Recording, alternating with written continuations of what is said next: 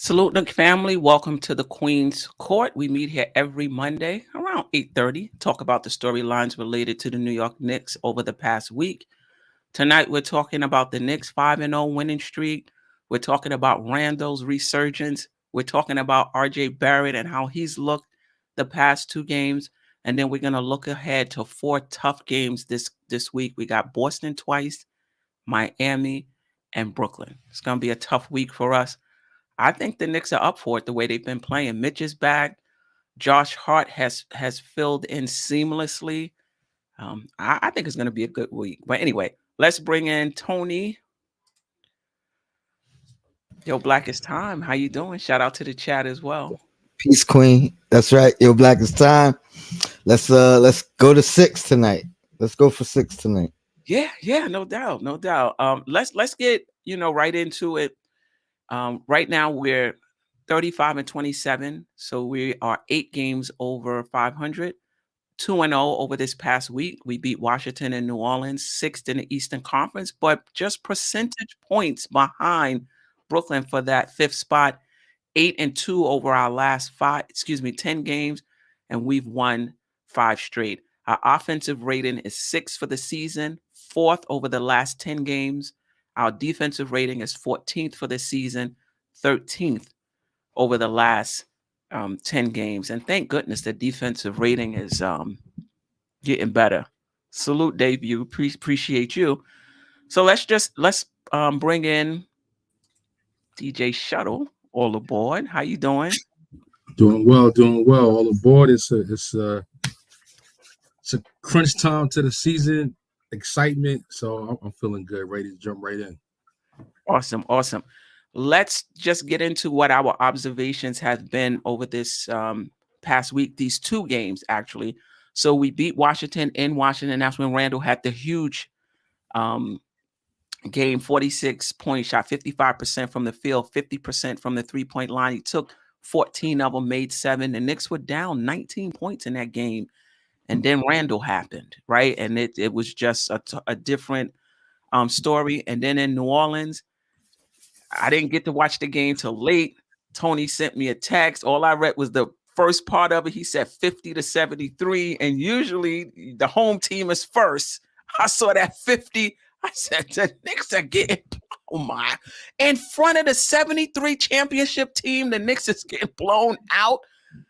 I didn't even read the rest of the text. And then when I saw it, I said, it was the other way around. So the Knicks, with a blowout of New Orleans, the Knicks just mean business. That's it. That the Knicks is just, they're not a rah-rah type team. So you can't really look at them and know what's going on because they fist bumping and all of that. They just strictly business. Against New Orleans, Randle with 28, 7 rebounds, 5 assists. RJ Barrett, 25 points, 4 rebounds, 7 assists. Brunson, 20 points, 2 rebounds, 5 assists. Josh Hart, 15 points, 5 rebounds, 2 assists, 2 blocks, 83.3. Is that right? Maybe I got that wrong. That might have been his free throw percentage. I have to double check that for Hart.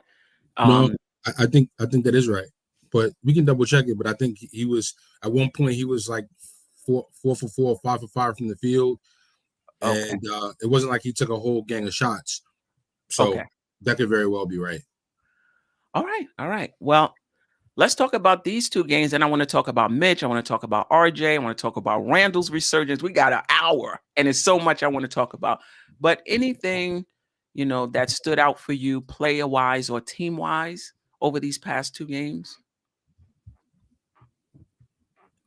I mean, for the most part, especially the last game, it was like really nothing to complain about, right? The last game, like you couldn't even really nitpick and find something if you was looking for it. And then as far as RJ, the first game, his defense in Washington, that was the standout thing for me for him for that game. And then that second game, court vision, that 7 assists, I think that's huge for him. And then I'm apologizing because the neighbors, they partying upstairs. So if you see me looking up angry, that's why. Okay. I didn't I could barely hear it. Salute, Josh. Welcome to the show. So yeah, let's talk about RJ Barrett. Let's get into him, because these last 2 games he's been pretty efficient and he hasn't taken a lot of shots. I think he took 10 shots, I want to say, against Washington, 13 shots against New Orleans, if I'm not mistaken. New Orleans, there was much more playmaking, 7 assists. Now, obviously, a player has to actually make the shot for you to get the assist, but the effort was there to pass the ball more. Talk to me a little bit about what you've seen from RJ Barrett over these last 2 games, and do you think it's a super, super small sample size, but would you bet that he's turned it around, or you have to see more before you say that? We could start anywhere. I gotta see more. I gotta see more, but I like to believe, watching the game at the end in Washington, and the idea that he'll be watching more games if he don't tighten up. I think maybe hello, the light bulb's going off, and he may be looking at himself in the mirror like, listen, I got to tighten up, I got to play better and more efficiently. Otherwise, I'm going to be watching. And Josh Hart is definitely playing well enough that RJ needs to be watching. So, yeah, I'd like to believe that's it. And, as the saying goes, iron sharpens iron, steel sharpens steel. And as I've said before, RJ in his 3 years has not had any pressure or anyone behind him to challenge his minutes and his playing time. And now, with Quickly playing better, Grimes playing pretty well, and now Hart, you have a combination of players that it's not a requirement to leave RJ out there. So, hopefully he's taking this on the chin. And if any one thing I like about RJ, it is his mental toughness. I don't like his handle. I don't like his shot. I don't like he misses layups. There's a lot I don't like, but his mental strength is one I do like. And if any player is capable of figuring it out, I think he'll find a way to shoot less and be more efficient. And let's see what he does. Yeah, I mean, before Josh or Tony go, in the Washington game, he scored 6 points. He only played 4 minutes in that fourth quarter. He scored 6 points, and he was 3 for 3. So him not closing is not about his offense, right? It's the other things, whether it's defense, whether it's playmaking, whether it's just that we need another ball handler in there and quickly, whatever it is, it's not his offense, because he plays pretty well offensively in the fourth quarter, no matter how he's shooting, right? And so maybe he's getting a sense of what Tibbs wants and needs from him to close down the stretch. But Tony or Josh, whoever wants to go, your thoughts on RJ Barrett the last 2 games? Well, as far as him turning the corner, I agree. I still got to see more, but I am encouraged. Shuttle pointed out the mental toughness, and I agree with that as well. And historically, the slow starts thing, I get it. We're way past the halfway point, but if he picks it up now, better for us, right? Because now that streak or him leveling out will go right into the end of the season, into the playoffs, which of course that first playoff he didn't play well. So maybe, if he's picking it up right now, to me, it's no better time than the present, right? Right, for sure. My turn. Oh, good evening, everybody. Good evening, Steph, Tony, Shuttle. Good to see y'all. Good evening to Queens Court family and BK family in the house always. In regards to RJ Barrett, I mean, it depends on what you say when turning it around. For me, turning it around for RJ Barrett to some folks is, can RJ go on this run of scoring 25, shooting efficiently, stuff like that. My expectations for RJ has lowered so much so that I'm not worried about what he does offensively. If he gives us a 25-point game or something like that, where he shoots efficiently, that's just a plus. I think with Randle and Brunson on this team offensively and other contributions that went from Quickly off the bench, Josh Hart now, Quentin Grimes is, him knocking down some shots. I don't have that high of expectations for RJ on the offensive side of the ball. Defensively is where I need to see consistency. Like you said, Steph and Tony, having Hart and Quickly step up there and on the defensive end, plus Grimes, I think that's what's going to determine whether RJ Barrett's going to stay on the floor or not. And I still need to see more in that regard. He still has a lot of improvement to do. If he does give us something offensively at this point, like Tony said, it's definitely going to help us going into the playoffs. But I think defensively, it's what's going to allow this team RJ defensively is what's going to allow the team to be better moving forward. And whatever he gives us in the offense is just going to be a plus, in my opinion. So. Yeah, I mean, I don't really know how much to expect from RJ Barrett defensively as well. You know, sometimes I feel like it's his lateral quickness and he just physically is not capable. And then there's other games where I'm like, this is just a defensive lapse. You know, this is just about positioning and what have you. So I don't really, it's a mixed bag with me as far as how much better he can get, you know, on the defensive end. But what I do like is the playmaking. I like him taking less shots. And I like him looking for people more, like just expanding his game and not focusing so much on scoring the basketball. And I'm not saying we don't need it. Obviously, I don't even think he forces shots for the most part, you know, except for when he starts backing up to like half court, you know, like, right. Yeah. he about to take this one. I don't know. It's been hard to figure out. Let's talk a little bit about Mitch. He made his return. How has Mitch looked, and how do you think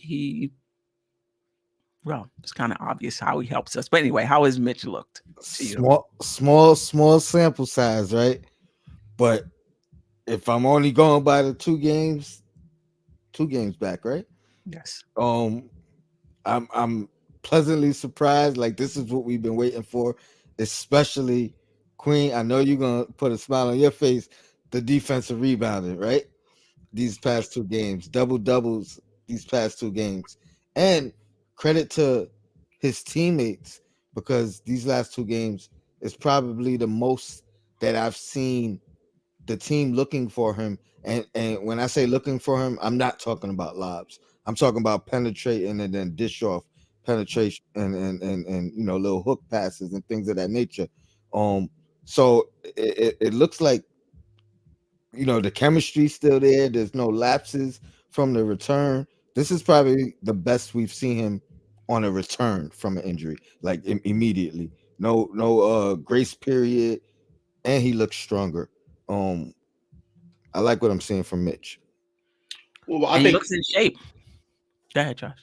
Well, yeah, I was going to say that he's in shape. I mean, his injury was just his hand or something like that, right? So I think the previous injuries were something more lower extremity, something like that. But this was just his hand, you know. So he still had an opportunity to run. So I think that's why we're seeing that from Mitch, like right out the gate, you know, coming back off an injury, being successful.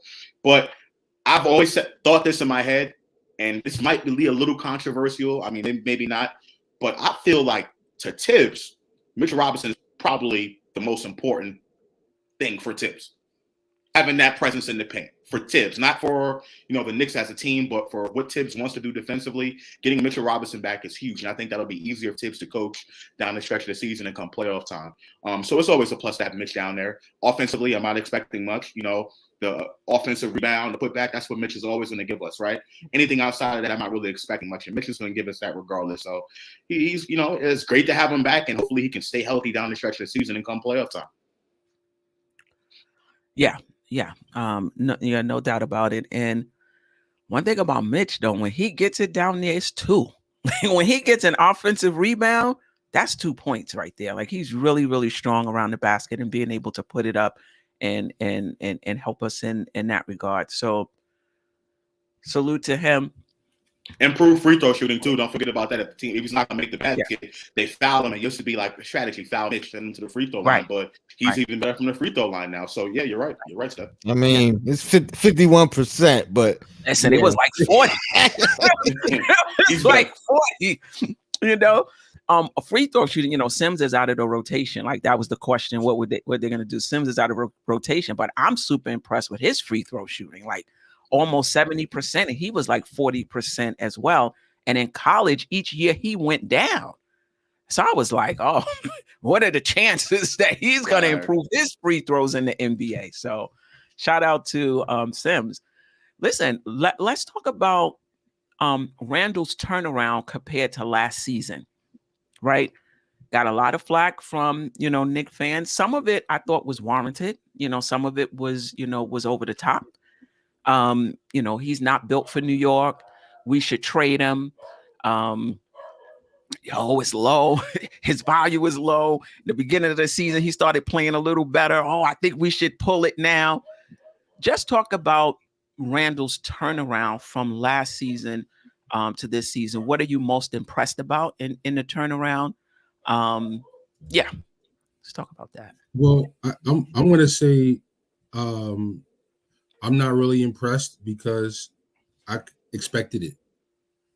I was definitely not on the trade Randle bandwagon. I was never the thumbs down. What's wrong with him? He's an idiot. Bandwagon. I was never on any of those bandwagons. I always felt like, yo, listen, if you're from New York, the way New Yorkers talk to other New Yorkers, like, how could you really be upset about a thumbs down and the things he was saying to to the fans and in the media? If anything, it was refreshing, and it proved to me that he don't really care. He bounces to his own beat. And truth be told, players don't come to New York because they don't have enough of that kind of mentality and attitude. So I was happy to see that attitude, and I was confident he would bounce back.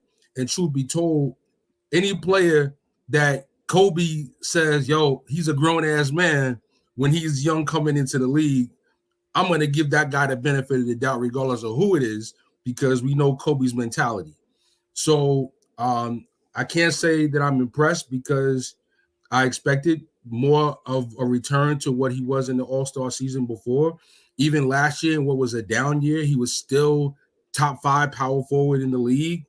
And, without a decent point guard and with the poor players around him, I mean, it's like, you had to expect that it would be a little tougher for him. And but I'm happy he's proven all of the doubt is wrong. And all the people that thought Obi should be starting, where are you at right now? Yeah, and before we just jump all the way off of off of Mitch, I just want to say super kudos to Mitch for actually making the game clinching shot that made it a 4-point lead that he was found under the hoop. Really surprised they didn't hack a Mitch at that point. I was surprised Mitch was even in there. I was kind of disappointed from a coaching perspective, but that's a whole other story. But that's another story. And salute to Randle for making the pass because you know what I mean. That to me is even bigger, considering he put his eyes one way and he saw him, and he did one of those. But think about it historically, down the stretch, game on the line. I mean, we've argued about it. Why didn't Brunson take the shot? But even before Brunson was here, you know what I mean? Randle was not giving that shot up and giving someone else that opportunity to end the game or win the game or clinch the game. You know what I mean? So to me, that's the biggest sign of growth and leadership that we've seen. And as far as Randle, that's the biggest thing, the leadership. You know what I mean? Like it went from, how can this guy kind of lead by example when he's doing the things he's doing, to actually leading by example, and you seeing a lot of his vocalness on the court as well now. You know what I mean? Where you didn't see it before. So to me, and maybe Brunson brought it out of him, but you got to give him the credit that he's becoming way more of a leader than we've seen from him, even from 2 years ago. Even supporting RJ when RJ needed it. Right. I agree. I agree with both Shuttle and Tony here. Listen, I never questioned who was the best player on this team. Some people said Brunson. I always thought it was Julius Randle. And by the way he's playing this season, you can just tell his game is on a different level. That pass to Mitchell Robinson, to me, some people would say, well, Julius Randle has grown from being a selfish player to being an unselfish player. I don't think it had anything to do with selfishness. I think his IQ has improved. He didn't see that pass last season. See Mitchell Robinson under the basket last season. He didn't know what the double teams were coming from. And now he's able to handle double teams much better, get the ball out of his hands way quicker, and is paying dividends for the team. Finding people moving off the ball when the Knicks actually do run those type of plays. RJ early in the season, Mitch, that recent game. So I think it's about IQ with Julius Randle, and he is on a different level right now. And I still think he's the best player on this team. And I think we go as far as Julius Randle takes us. Muted, Queen. Still muted. She about to say no. No. Listen. Let me say this first. I'm not arguing with anybody who thinks Julius Randle is the best player on this team. That's your opinion. I disagree, but how can you argue with that? You can argue. You just argue. I mean, I'm not arguing with anybody. For me, how I see it is both of these guys are playing at a super high level for most of the season. And there are times when Brunson takes it up a notch, and there are times when Randle takes it up a notch. So I'm not going to look at the best parts of Brunson's season and say, oh, he's the best player, or even look at the best parts of Randle's season and say, oh, I'm looking at the totality of it for both of those guys.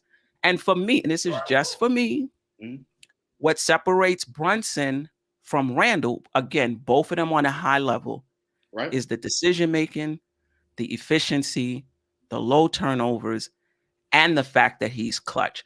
I'm not buying into this narrative. Randle is the best player and Brunson is just clutch, as if Brunson is like a Robert Ory, that just hits big shots in the crutch. And he's not there for most of the season and he's not there for most of the game. No, he's there for the season and the game. And on top of that, he's clutch. So for me personally, that separates him from Randle. However, I'm not going to sit here and argue and go toe-to-toe with somebody who says Randle is better. Understand. Yep. And both of those guys play on my team. Yeah, so I'm super excited, So there's no doubt in my mind that the addition of Jalen Brunson has helped Julius Randle. And that's what I was the team as a whole. Vice versa. That's what I was going to say. It's like, for me, and again, it's not an argument, but it's a great debate or discussion to have because for me, I feel like Randle is the best player, but I don't think we even see this Randle without Brunson, number one. Number two, if there's a separation in the fact that I trust Brunson more in the clutch, down the stretch than Randle per se. That's not saying Randle's not capable. You know what I mean? If they're both on the floor together, at that point, I trust them both. You know what I mean? If Brunson defers, I feel like he's doing that because it's the right play. And then now we're seeing what Randle did with Mitch of all players. You know what I mean? Like you said, that IQ, they just making the right play, changing things though. Right, right. So I love it. No doubt about it. Quick, go ahead. I know we're talking heavy Randle and Brunson right here, but listen, it's only 5 games. We 5-0 with them. Hart is very instrumental in that, I believe, as well. He had a post-game interview, and he specifically mentioned that about just making the right plays, and he's out there making the right plays. He gets the ball. He gives it up quick. He makes the right defensive reads. He's on the ground. Like, he's doing all the winning type plays, and that, to me, is where, like, the games that we likely could have won early in the season that we lost, if we had Hart for those games, we probably, like the Cavs game, the Mavs game, like the make the right play mentality of Hart, permeating through the team, I think keeps us from losing those games then. And I think that's the difference with the team now, going forward. No doubt about it. Josh, you wanted to say something? Real quick, I like Tibbs always says it's about the team. I know Tony, you've been saying that for a long time. It's about the team. I think the conversation about Randle and Brunson came from early in the season where, at the end of the games, who had the ball in their hand and stuff like that. I think the conversation is going to come up again come playoff time, right? Right now they're winning. We're not putting people against each other or anything like that. Randle, Brunson. I do think the conversation will come back up again come playoff time because I still think, from a matchup perspective, having the ball in Jalen Brunson's hands, and if a team can adjust at the end of games, they're going to have a third ball handler on the floor. And I'm talking even outside of Randle. It have to be someone else, whether it be Josh Hart, whether it be Emmanuel Quickly. So I think that argument at the end of games and who's going to have the ball in their hands, I think that's going to come back up come playoff time where teams are scheming against us. And how we're going to be able to pull out the games at the end. So for right now, it's all good. We're winning, but I think it's going to come back up again. Listen, if Brunson and Randle are who we say they are, the ball is going to be in their hand. You look at any best player on the team down the stretch, everybody knows where the ball is going. Everybody knows where that person's spot is. You get the ball to them anyway, and they score anyway. Like there's no what you call it, ambiguity. No, I understand. There's no ambiguity. But like trying to being unpredictable. Nah, we know what it is. That's not what I'm saying at all. What I'm saying is in regards to a game plan perspective. Because come playoff time, these games during the course of the season, we play different teams throughout the course of the season. Come playoff time, there's going to be a strategy that the opposing team is going to implement on us. 2 years ago, Julius Randle was our best player. We knew get the ball to him at the end of the game. That worked against us in that scenario because the team game planned against us. Now we have Brunson and Randle. That's going to help us out. You have two people handling the basketball. But as we've seen earlier in the season, there's times where having the ball in Brunson's hands doesn't work against a given team the way they game plan, the way they strategy. That's what the way they strategize it. So that's all I'm saying. I'm not saying Brunson's a detriment. I think you're right. The numbers. I think you're right in a sense, but it's like a moot point because you say we need. I think we already have them. You already mentioned whether. No. I mean, you know what I mean. So as long as you know what I mean. As long as one of those other guys are on the floor, then I think we're fine because you can't double. I was just trying to say earlier in the season that the argument Brunson against Randle really didn't matter. So it is a moot point. Right. That specific argument is, I think at the end of games, come game planning time, everyone wants to have the conversation about whose hands should the ball be in at the end of games. And that's going to depend on who we're playing, the playoff series and stuff like that. Not necessarily Brunson or Randle, but someone else to step in and be a third ball handler. That's all I was saying. Can I just I think it's more about making the right they got to make the right play. They don't have to shoot it. Yes. But they have to be the ones making the decision. You don't have to shoot it because they're going to be the ones that's going to make the defense move anyway. It's going to be the defense is going to double team. They're not going to double team her quickly. They're going to double team a Randle or Brunson, and those guys have to make the best decision. So you're right in the sense that we need to have players around them that when they pass the ball to them or for whatever the teams do, that can do something with it. And that's what we didn't have 2 years ago.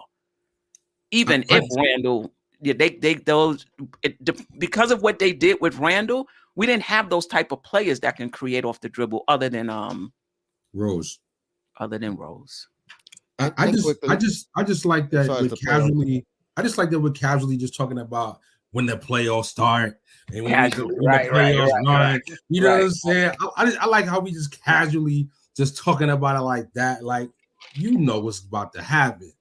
You know what I'm saying? I had to bring out my custom. That we can have that confidence right now. New York Knicks joined out for the show today. I see it dripping too. Custom. That's the custom 50-year hip hop New York Knicks drip. All right. There you go. Where are we at? Yeah, 7:00. 4th seed possibilities. Tony love that. Tony, look at Tony's face. Somebody sent me that question. I said, wait, but possibility. Tony Crow snapped his neck back. Like, what you possibility? We in there. Oh, we in there for the 4th seed? That's what you saying, Tony? We in there. Okay. And a quick question, because I don't know if anybody's seen Stephen A. I think it was today. It might have been yesterday. Whatever it was. He's talking about how Mitchell's gonna knock us out the playoffs, and it's just gonna be another stain on the fact that we didn't get him. But what if that don't happen, right? And what if we knock Mitchell out the playoffs? What does that say? You know what I mean? Like, because everybody's talking about the fact that we didn't get him, should have got it, blah blah blah blah blah. But if we knock him out, and now you're talking about Brunson 2 years in a row, you know what I mean? Obviously, I'm assuming Brunson is a big part of that happening. What does that change? Does that change any perspective of anything? Absolutely, change a lot. I think it has to. But Tony, the thing is, we have to do it. We have to do it. Simple. Agreed. We gotta do it. If we don't do it, that narrative is going to be there. You know what I'm saying? Right. So yeah. But if it does happen, it says Danny Ainge. But it still says we still got to upgrade the team, and that's sometimes it can go either way. The front office still has to read the talent. I mean, that's what happened with Atlanta. They went to the finals, and they felt like they wanted to give that team a chance to run it back just the way it was. Where if you could look at the roster, you could tell you went to the Eastern Conference Finals, but that's not being a contender, So that's the same thing with the Knicks. If we were to get the 4th seed, say we were to win any first round game, you still can't look at the team and be like, "Oh, we good now." No, Oh, no. You still have I'm not talking about we good. I'm just talking about for those who harp on the specific Donovan Mitchell trade and it not happening. Like, is that going to quiet those people down a little bit? That's all. I think a little bit will, but there's always going to be the argument. Well, we could have been even better than we are right now with Mitchell. With both of them, right? With both of them. That's a fair fact. But at the same time, like Queen said, we're not done. We still need that piece. Like, maybe he just wasn't the right guy. You know what I mean? And no knock on him. And I'm just tired of hearing about it. But when we play him in the first round, I like what it brings. You know what I mean? I like the energy it brings, the storyline. So it will be great for New York. You know what I mean? For NBA, for everything. So I love it. Look at us. We already in the first. We winning. We in the 4th seed playing a home game against Cleveland. To answer Queen's question. Go ahead. 4th seed or 5th seed for me doesn't really matter a whole lot because we've been better on the road than at home. I mean, I'd always love to have the home court, but I'm not really as pressed. Cleveland seems pretty locked in that they're going to get the 4th seed. So 4th or 5th, we're playing Cleveland. And, and if you win that series, you're likely playing the number 1 seed, regardless of your 4th or 5th seed anyway. So, not much really to gain a whole lot by jumping from 5th to 4th. But, listen, 4 sounds better than 5. So let's keep that carrot. Let's keep that carrot. Let's keep that carrot in front of us. And I just know as a player, as a coach, you're gonna go for that 4th seed and not gonna be happy with the 5th because of the home court. Yeah. I mean personally, just because you want to finish as high as possible. And it's remember when we made that 4th seed, how I was saying it was a gift and a curse, or I kind of felt like we skipped a step and the expectation, etc. And I think it all played out as I was saying, because coming into the next year, it was like, oh, we got to get a certain seed, even though we didn't even make the playoffs. That's neither here nor there. The fact, what I'm leading to is, and I heard the same thing said on Knicks Film School podcast, this year is different in the sense that if we make the 4th seed, I don't feel like, oh, we overachieved. You know what I mean? Oh, we skipped a step. You know what I mean? It feels like this is where we're supposed to be. We're gonna end up where we're supposed to be this year. You know what I mean? It's not gonna be a what if, or if this happened, or we should have been a little bit better, or we we play better than we kind of should have. I feel like wherever we end up, it's gonna be truly where we deserve to be, because the team looks so focused. They look different. You know what I mean? It's no surprise that they're doing what they're doing. They believe we could beat anybody. You know what I mean? So I look at it slightly different than y'all, and I'm not trying to be a Debbie Downer. I know people say, "Oh, Josh, yes, whatever."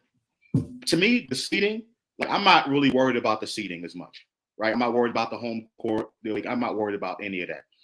Throughout the course of the season, the expectations are going to change based on the games you win and where your seeding ends up, right? But when those playoffs start, right? Like, for example, 2 years ago, we were the favorites in that Atlanta series, right? And it was very close. It was by a small margin that we were the favorites. So, winning that series wasn't out of the realm of possibility. Losing it wasn't out of the realm of possibility, but it was how it happened, right? We all got gentlemen swept. My expectations moving forward, I'm not really worried about the seeding, whether we go 4th seed, 5th seed, face Cleveland stays at a 4, or we swap with Cleveland, whatever. We're going to play them in the first round anyway. It's how you perform in that first round series for me. And that's why I came out with the video 2 years ago. If the Knicks don't perform well in the first round, is it considered a failure? For me, yes, right? And I expect the Knicks to perform well in the playoffs, because at the end of the day, the seeding, if you get knocked out in the first round and you don't show up in the first round, you weren't real to begin with. So I want them to perform in the first round. The seeding at that point really doesn't matter once you get in the first round and you start playing that team that's in front of you and the expectations in that particular series. That's just me. Do you doubt? Are you still skeptical though? Because that's where I think I agree with you 100%. I'm just not skeptical about what we'll do performance wise. And this is not me saying, oh, I think we'll get basically what I'm saying is I don't think whomever we play, I don't think it's going to be a 4-game or 5-game series. I think it's going to be competitive whether we win or lose. I am very optimistic about that, but that needs to happen. Needs to happen. And that's I mean that's what I could tell by how you saying what you're saying. But I agree with you. I'm just more I'm just less skeptical about how they will perform moving forward. Yeah, you're optimistic. They look different. They look different to me, even from 2 years ago. Me too. Right. I mean, I think I have different expectations if they're matched up against Cleveland than I do if they match up against Phil. Like if you match up in a team that's clearly better than you, you can lose 4-1. But were they blowouts or were they close games? So I'm not even looking at the record 4-1. I'm looking at what was each of those games like, right? Because a team could be that much better than you. You know, we got blown out by Atlanta 3 times in that series. We got blown out 3 games in that series. So I was talking, not just talking about the 4-1, but it was how it happened. That was one of the games. How it happened. So I've seen it. So I expect the Knicks to be very competitive because, like I said, I think they can compete with anybody. Anybody in the NBA they can compete with. 7-game series. You know, Philly, I think we winning the season series against Philadelphia right now. I still think come playoff time, if we were to match up against them, they would be the favorite, right? How can we perform and basically show our worth? Because, you know, I was talking earlier with Sam and Tony, you just had left, and I mentioned something about the Knicks being for real. And the game against Boston tonight being a metric to determine if the Knicks are going to be for real. I'm worried about where they end up in the seeding. I'm talking about come playoff time, because that's how you change the perception of your franchise, by winning come playoff time. You know what I mean? So that's what I'm looking at. I think we're going to get in 4, 5, or 6. You know, it just depends on, you know. Right. But yeah, I heard you. I was think listening. The perception has changed already. I mean, we beat Boston already. We've tied. I think are we tied? I think it was 2-2 series with Philly. I think that series is over. We beat Miami already. I mean, the only team we haven't beat is the Bucks. Already. Right. No, but okay. So someone can easily make, right now we're 1-1 against Boston, I believe, right? 1-1, right? Someone can easily make the argument saying, well, that was just one game. You know what I'm saying? So I think the Knicks have to do more, because it's like that old cliche. In order to win the championship belt, you got to actually knock out the champion in order to win the belt. I mean, you know what I'm saying? So it's kind of like Boston that. Boston is that much better than us. If we lose tonight to Boston, I'm good. No, me too. Me too. I question was whether they're going to be for real or not. Whether they're for real, whether they're at that level. And I think like it could be a confidence booster. It could be reassuring. You know what I mean? Like, all right, no. And granted, no matter what, there's always little loopholes. All right, Jaylen Brown wasn't there, but as a team, you don't care. You're not gonna be like, all right, we beat Boston, we beat them twice, but Brown wasn't there that second time. You know what I mean? Like it's still confidence booster, reassuring. You know what I mean? But even with that, it's back to what you said. Still gotta do it in the playoffs. You know what I mean? Yep. So yeah. Well, let's get into next week's games. We play Boston tonight. We play Brooklyn Wednesday, Miami Friday, Boston Sunday. So those who are not sold on the Knicks, you get a good slate of games this week to really see how they are at full strength now.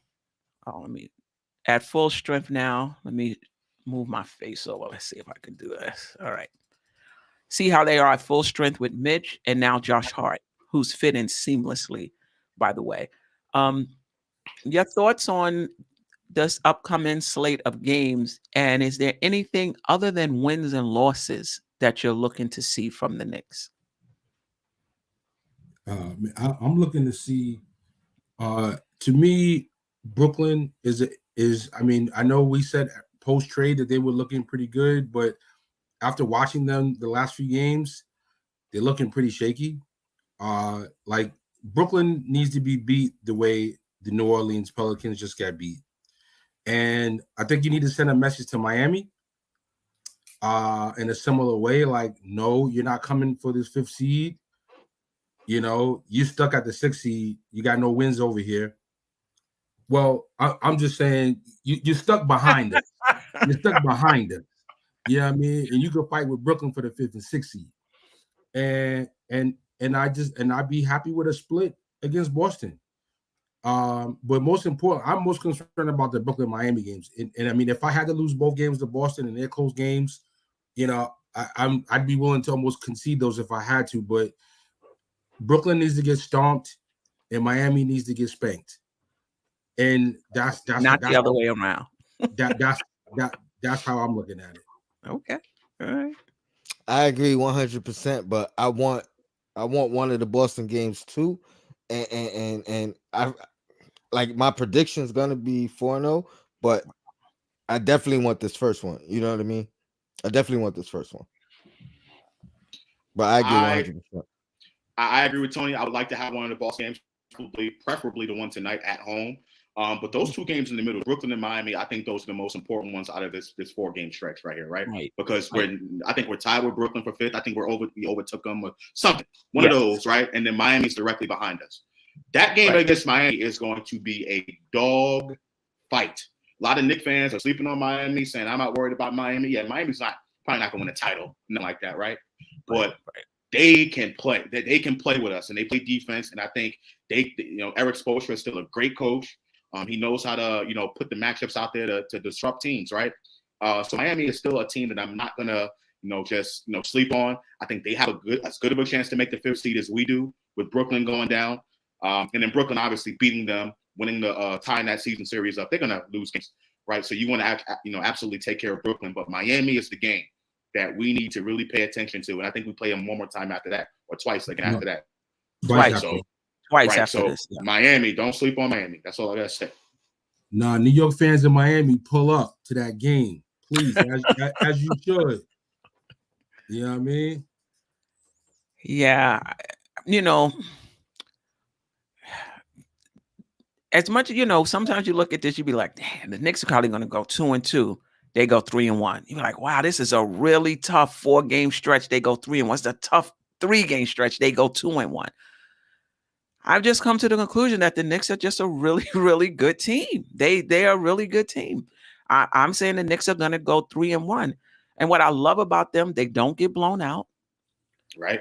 They're not a rah-rah team either. Like, you can't even tune in and be like, are we winning or losing if you didn't see the score? They just strictly business. So I expect us to beat Brooklyn and Miami and lose one of the Brooklyn games. But I agree with you, Josh. Miami is a tough team. Defensively, offensively, they're a mess. But defensively, they're a really tough team. They're starting, like, they can't really sometimes it's Lowry in the starting lineup. Now they're starting Kevin Love. He just got there. So they're having issues offensively, but defensively, and Spoelstra always, mixes it up, whether he traps, whether he does this, he mixes it up. It's not always the same look. So I do agree that's going to be a tough game. That's going to be a low scoring game. But Kevin Love is starting at power forward. Yo, listen, Randle, please drop a 50 piece on that boy. Yeah. Now I don't know if they're going to keep it like that for. I don't know if he started the last game. I don't know if they're going to keep it like that for when we play them. But I have the Knicks going 3-1. And Miami is going to be a tough one. That's going to come down to crunch time. Brooklyn is going to be tough too, just because they're going to be up for that game as well, right? So it's not going to be a cakewalk. They'll be up for the game. I just think the Knicks are better.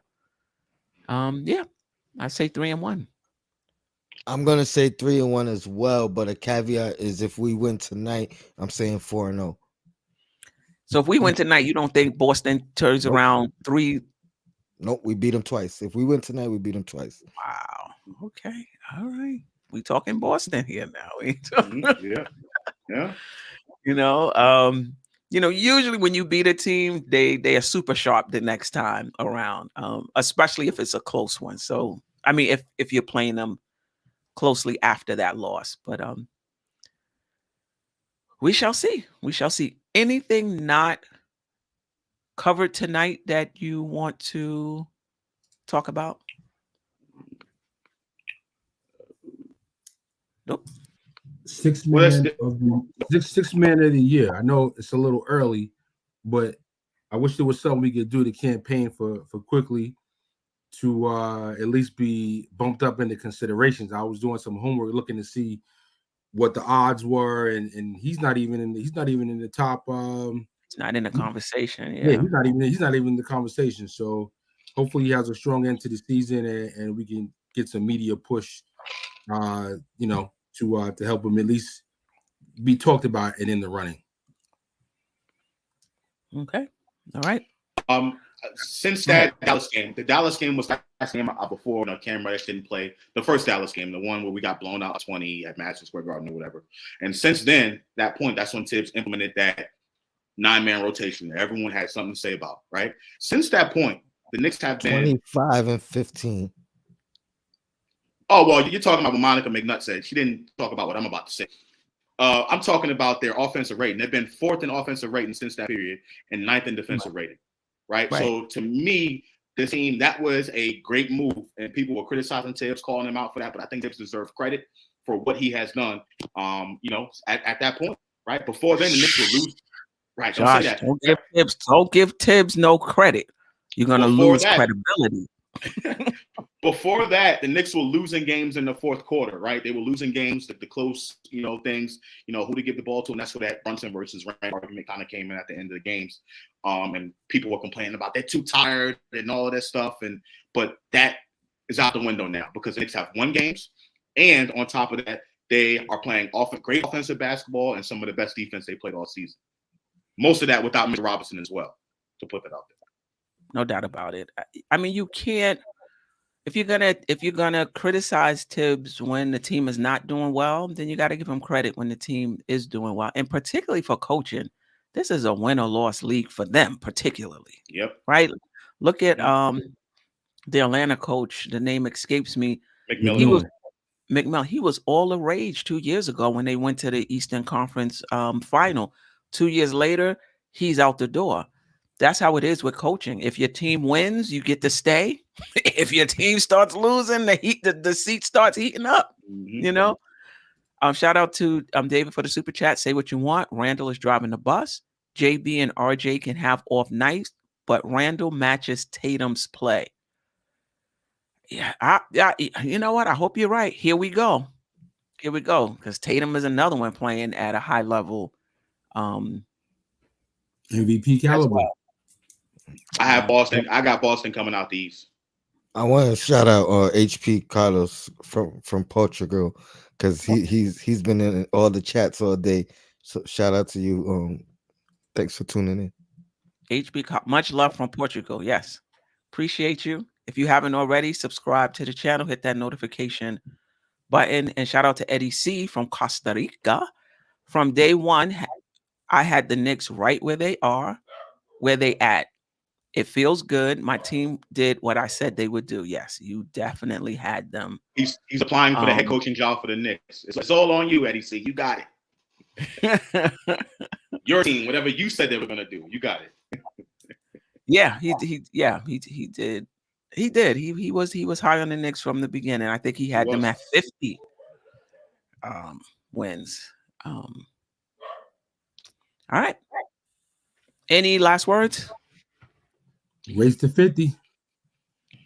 Controversy tomorrow, 6 p.m. I'm going to be on with Lee Escobedo and Nick of Time. We're going to chop it up and talk some things, talk a lot of tips because he is not a big tip guy. So me and him are going to go back and forth and talk about that. So tune in NBA tomorrow, Controversy, 6 p.m. Eastern. No doubt. I take a late lunch and catch that one live. 6 p.m. Okay. Oh, I'll be out maybe afterwards. I have clients at that time. Any last word? All right. Well, thank you.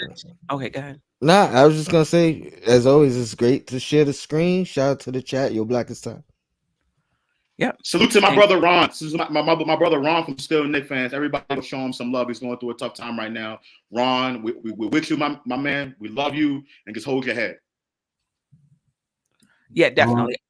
And a big RIP to my brother Andre, one of my young boys. I grew up teaching the game. He passed yesterday. Definitely want to salute to him and the family.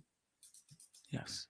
Rest in peace, Andre. And I'm not sure what's going on, Ron, but whatever it is, I'm sending my love to you and your family. Peace, Nick family.